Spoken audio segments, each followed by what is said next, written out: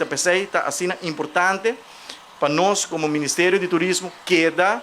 assim inversão de nossa infraestrutura, de produto Aruba, de melhoração de turnos atração para os turistas não está pagando roupa placa para chegar a Aruba, não está pagando roupa placa para hospedar no nosso hotel, então pensei também nós temos que cumprir com a expectativa por meio de essa inversão necessária para uma vez não visitar nosso país, nós temos infraestrutura de qualidade, nós temos atrações de qualidade, a pensei for de 2017 horas 30 durante o primeiro período de governação, nós está sendo inversão contínua de diferentes projetos, na maneira de Baby Beach, maneira de Rogers Beach, nós entregamos um bonito projeto de trapi na Rogers Beach, que é uma atração turística. Nós temos o projeto de Hooiberg também, que está em pleno execução. Nós temos um bonito projeto de Anker na Casa Riba também, que é a primeira fase aguardo entregar. Nós temos outro bonito projeto de Boardwalk Malmoc, fase 3 também, que está em pleno execução.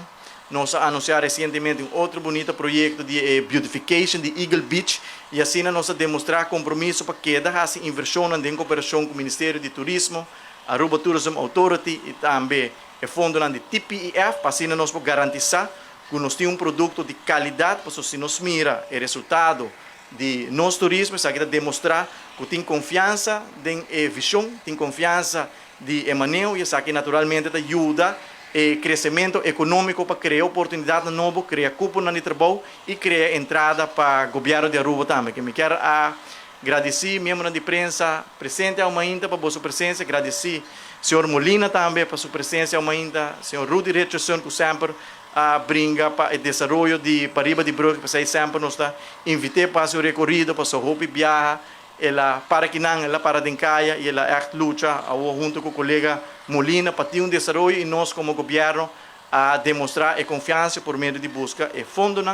e realmente assim a inversão necessária para visualmente mira e nota o cambio que está tomando lugar especialmente na área aqui de Cerro Colorado que nós estamos dando roupa atenção como Ministério de Turismo, porque nós queremos